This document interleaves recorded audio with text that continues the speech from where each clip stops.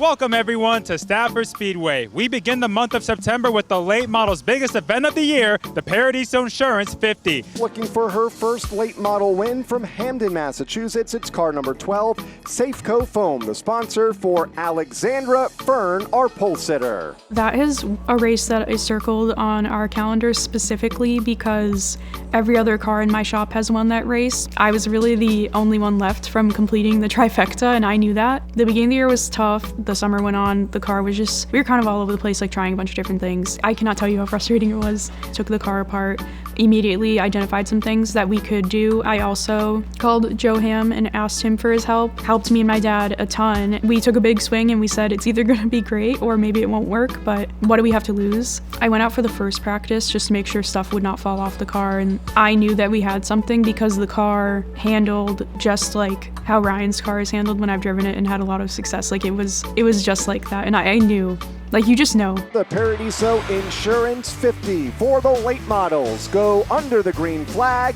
Tracy Perrier waves it from the starter stand, and Alexandra Fearn brings the field of starters to turn 1 for the first of 50 laps. Chris Buffoni right there, still within a striking distance, a car length of Alexandra Fearn, who has led the opening 9 laps. It's a long race. I knew the car was fine, did not need to burn it down or anything, and thankfully my spotter Matt is very good at communicating what's going on behind me. Not that I should really be worried about it, but getting a sense for like how hard I should be driving the car and managing the race. If it was a 30-lap feature event like it is every week, she would have just won it, but it is not. 20 laps to go. It's too bad that this isn't a 30-lap race. If the car is this good after 30 laps, like I think that we have something, but you have to be defensive and very mindful, especially when very experienced people are behind you. Adam Gray diving it in to turn number 3, a little bit of contact, everybody's okay. As Fearn hangs on to the race lead here with 17 laps to go. There's something different about competing against people. They're like a 6-time champion, for example. I grew up watching them race and admiring how they race, so that was also part of it too. The confidence was very interesting. I knew I had good equipment, I just needed to pull it together. It was certainly scary when Adam was trying to set up a pass and like when he gets into your left rear a little bit, like I expect that, like everyone does that. And he's really good at it. Like I was trying to be mindful of that while also not focusing on that because I knew that I had a good car and a lot of drive off, and that's kind of where I was gapping him. So if I could keep doing that, whatever's gonna happen is going to happen. Oh, trouble back straight away. Tom Fearn goes around.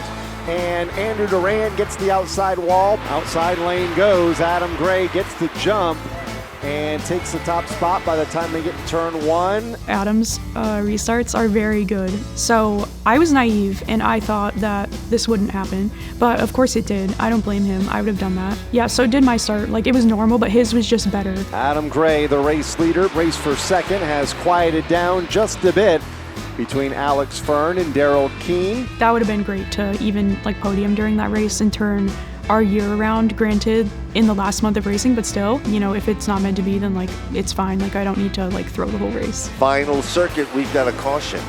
We thought it was over and it's not. Verrecchio goes around in turn 2.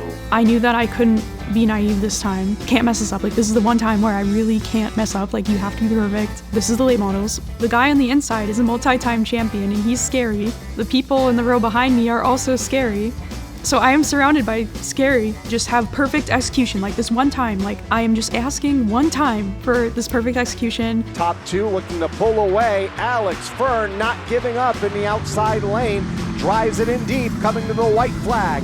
1 lap to go. Tom Butler spins in turn 4. Tags the outside safer wall. Alex Fearn leads at the line on the white flag. Caution comes out. Adam, a lot of checkered flags over the years in this division, a lot of championships. Alex looking for her very first here tonight. I, again, like once again, had to be perfect, and asking to be perfect 2 times in one race is a lot. Alex takes it in deep at the bottom of the racetrack. Alexandra Fearn out in front.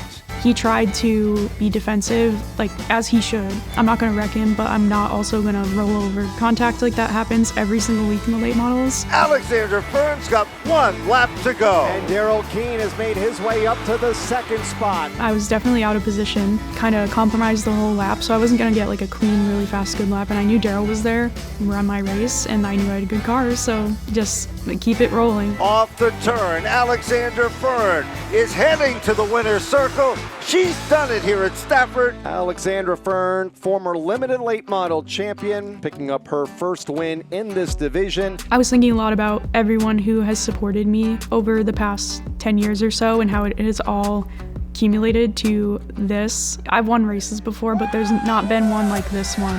We have been struggling all year. A lot has happened in the past year, so I'm just really thankful for everyone who stood by me and who has given me the opportunity to be here. Everybody was hating on me all year. What you gonna say now? Thanks. The first woman to ever win a late model race at Stafford, I think that's pretty significant. Winning the biggest race of the year, also against some of the toughest competitors. All the pictures from that night and the videos and all that stuff, like, I love it so much. The energy was just it's so different. Like, I can't explain it. It's very special. I think it showed the team that we still got it and that we can get it done. That was a couple people on my team, their first win. I think it was very significant for me as a driver. Definitely helped the confidence to be among the group of people who have won extra distance race in late models before. I think is very special because there are a lot of very talented people who've also gotten it done. So I think it does mean something, like personally as a driver and then also for my career.